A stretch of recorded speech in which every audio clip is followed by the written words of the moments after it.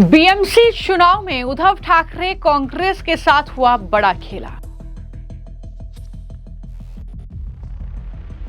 पूर्व BMC mayor शुभा Raul UBT छोड़कर BJP में हुई शामिल। दो दिग्गज कांग्रेसी नेता सैकड़ों कार्यकर्ताओं के साथ बीजेपी में हुए शामिल। क्या बीएमसी से जाएगी उद्धव की कुर्सी, खिलेगा कमल। महाराष्ट्र में 15 जनवरी को होने वाला बीएमसी चुनाव से पहले उद्धव कांग्रेस को एक के बाद एक बड़ा झटका लग रहा है। दूसरी तरफ बीजेपी के लिए लगातार इस चुनाव में अच्छी खबर सामने आ रही है।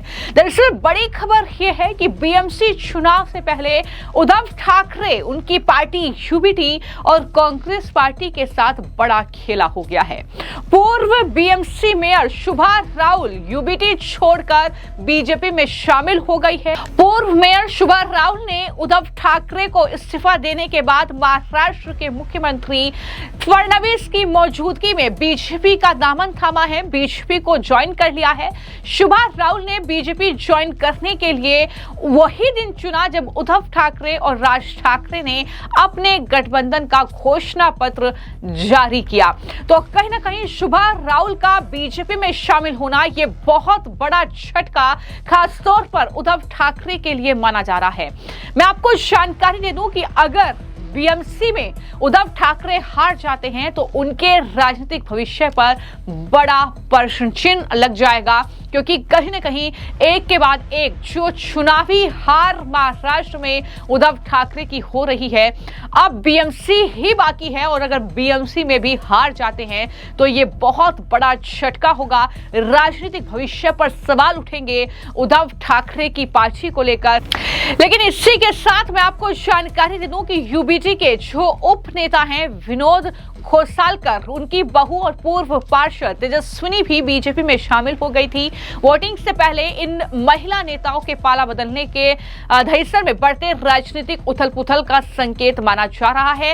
यानी उद्धव ठाकरे के लिए मुश्किलें बढ़ रही हैं। राज ठाकरे के साथ उन्होंने गठबंधन किया है, ये सोचकर कि जो शिव सैनिक है वो हमारे पाले में आएंगे और हम बीएमसी की सत्ता पर काबिज होंगे। लेकिन कहीं ना कहीं जिस तरीके से लगातार दल बदलने का सिलसिला जारी है, उद्धव ठाकरे की पार्टी से एक के बाद एक जो नेता हैं, जो पूर्व पार्षद हैं, वो उनका साथ छोड़ रहे हैं। तो ऐसे में उद्धव ठाकरे के लिए मुश्किलें बढ़ रही हैं। नाराजगी इस बात को लेकर भी है कि उन्होंने राज ठाकरे के साथ गठबंधन कर लिया है और जिस तरीके से सीटों का बंटवारा हुआ है उसको लेकर खासतौर पर दोनों ही पार्टी यानी उद्धव ठाकरे और राज ठाकरे की पार्टी मनसे के कार्यकर्ताओं में नाराजगी है, जिसका खामियाजा उन्हें कुछ इस तरीके से भुगतना पड़ रहा है कि बड़ी संख्या में नेता बीजेपी का रुख कर रहे हैं। सिर्फ उद्धव ठाकरे ही नहीं बल्कि कांग्रेस पार्टी के लिए भी बीएमसी में काफी ज्यादा मुश्किलें बढ़ गई हैं। कांग्रेस ने इस बीएमसी चुनाव में अकेले अपने दम पर चुनाव लड़ने का फैसला लिया, लेकिन जिन नेताओं के भरोसे बीएमसी का चुनाव जीतने की कोशिश कांग्रेस पार्टी कर रही थी, उनमें से कुछ नेता ऐसे हैं जो कि पार्टी का साथ छोड़ रहे हैं। और ऐसा ही अब मुंबई के मलाड विभाग में हुआ है, जहां पर कांग्रेस के उत्तर मुंबई जिला महासचिव और झोपड़पट्टी पुनर्विकास प्रकोष्ठ के अध्यक्ष ने कांग्रेस पार्टी से इस्तीफा दे दिया है और वो बीजेपी में शामिल हो गए हैं। सिर्फ अकेले नहीं बल्कि अपने तमाम समर्थकों के साथ उन्होंने बीजेपी का दामन थामा है। बीएमसी चुनाव से पहले ये तगड़ा झटका कांग्रेस पार्टी को भी लगा है। इन सभी को केंद्रीय मंत्री पीयूष गोयल के नेतृत्व में बीजेपी की सदस्यता ग्रहण कराई गई है, ये जानकारी सामने आई है। तो कुल मिलाकर एक तरफ उद्धव ठाकरे हैं जिन्होंने कांग्रेस पार्टी और शरद पवार की पार्टी से साथ छोड़ा और राज ठाकरे के साथ गठबंधन किया, ये सोचकर कि वहां पर मराठी भाषी लोगों को वो अपने पक्ष में कर पाएंगे, और उसी का खामियाजा कुछ इस तरीके से भुगतना पड़ रहा है कि लगातार एक के बाद एक जो नेता है वो बीजेपी का रुख कर रहे हैं। और यही तस्वीर कांग्रेस पार्टी के साथ भी फिलहाल देखने को मिल रही है। बड़ी संख्या में बीजेपी को वहां पर पूर्व पार्षद नेता समर्थन दे रहे हैं। और अब बात अगर हम पूर्व मेयर की करें शुभा राउल की, तो उन्होंने डायरेक्ट उद्धव ठाकरे को इस्तीफा अपना भेजा। उन्होंने अपना इस्तीफा उद्धव ठाकरे को भेजते हुए कहा कि उन्होंने हिंदुत्व के प्रतीक बाला साहेब ठाकरे की विचारधारा, ठाकरे के नेतृत्व में अटूट विश्वास के साथ शिवसेना की सेवा की है। उन्होंने निजी कारणों का हवाला देते हुए अब जो है उद्धव ठाकरे का साथ छोड़ दिया है। हालांकि एक और तस्वीर आप देखिए, जब आशीष शेलार जो कि बीजेपी मुंबई चुनाव प्रभारी हैं, उनके साथ मुलाकात की है। ये मुलाकात की तस्वीरें हैं, आशीष शेलार के जरिए पोस्ट की गई है। सीएम फडणवीस की मौजूदगी में जो है सुभा ने बीजेपी का दामन थामा है। एक बड़ी कहीं ना कहीं चेहरा उन्हें माना जा रहा है बीएमसी में, जो बीजेपी को जिताने में वहां पर कामयाबी हासिल करवा सकती हैं। 2014 के विधानसभा चुनाव से पहले भी उन्होंने शिवसेना से इस्तीफा दे दिया था और एमएनएस में शामिल हो गई थी। चुनाव में हार के कुछ महीने बाद शिवसेना में लौट आई थी और एक बार फिर से बीजेपी का रुख कर लिया है। तो कहीं ना कहीं ये तस्वीरें सामने आ रही है। लेकिन क्या कुछ कहना है सीएम फडणवीस का वहां पर बीएमसी चुनाव को लेकर जो कैंपेन चल रहा है, उसमें जरा सुनिए।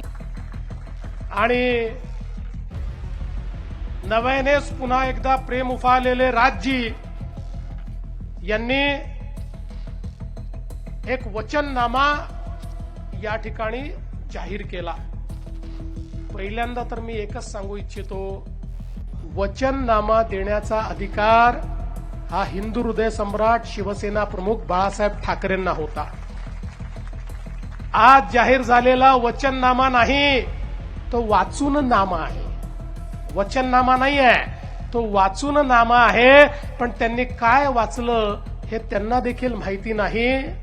याचं कारण आपण बघा, एका वाहिनीने 2017 सालच्या यांच्या आश्वासनाच्या संदर्भात एक फॅक्ट चेक केला आणि त्या फॅक्ट चेक मध्ये 17 साली यांनी जे 5 वचन दिले होते, त्यातलं एकही वचन यांना पूर्ण करता आलं नाही, असं फॅक्ट चेक मध्ये त्या वाहिनीने त्या ठिकाणी दिलं।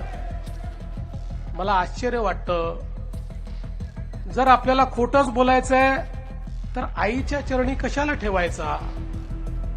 खऱ्या अर्थानं हे ज्यावेळेस वचननामा करायला बसले, त्यावेळेस मला सांगितलं की काहीतरी आपापसात बोलत होते। मग मी माहिती काढली, तर त्या ठिकाणी ते काय बोलत असतील? झूठों ने झूठों से कहा सच बोलो, झूठों ने झूठों से कहा सच बोलो। अरे भाई, 2 भाइयों का ऐलान हुआ, सच बोलो। घर के अंदर झूठों की एक मंडी है, दरवाजे पर लिखा है सच बोलो। अशा पद्धतीनं पुन्हा एकदा या ठिकाणी 25 वर्ष काम केल्यानंतर नव्याने त्याच त्या गोष्टी सांगताना नाही जनाची मनाची तो वाटली पाहिजे। आता बघा, ते 2 युवराज त्या ठिकाणी परवा एक कुठला तरी शो करत होते, राहुल गांधी सारखी स्क्रीन लावली होती, राहुल गांधींसारखे येरझाऱ्या करत होते, काहीतरी बोलत होते आणि मला कोणीतरी सांगितलं, म्हणे त्यांनी असं म्हटलं की या ठिकाणी मुंबईमध्ये चांगल्या प्रकारचे शौचालय देखील नाहीत। आता आम्हाला का विचारता? घरी जाऊन बाबांना किंवा काकांना विचारा, 25 वर्षामध्ये मुंबईमध्ये शौचालय पण का तयार झाले नाहीत, याचं उत्तर आम्ही द्यायचं की बाबांनी आणि काकांनी द्यायचं? पण खऱ्या अर्थानं आपण एक लक्षात घ्या की आज या ठिकाणी जो वचननामा आलेला आहे, त्यात वचनही नाही आहे, त्यात नामाही नाही आहे, त्यात काही होणारही नाही आहे। त्यांनाही हे माहिती आहे की आपण जे बोलतोय ते करण्याची संधीच आता जनता आपल्याला ठेवणार नाही आहे। 25 वर्ष खूप संधी मिळाली, आता याच्या पुढे ही संधी नाही आहे।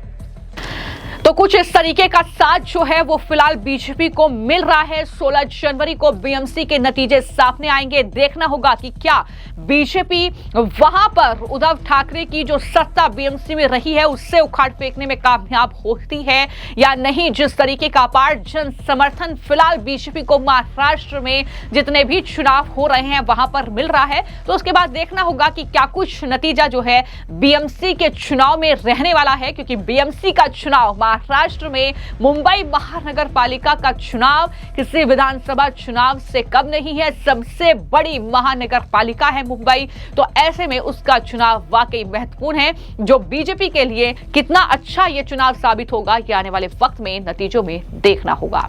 आपको क्या लगता है कि बीएमसी का चुनाव कौन जीतेगा? इस पर अपनी राय जरूर साझा कीजिएगा। धन्यवाद।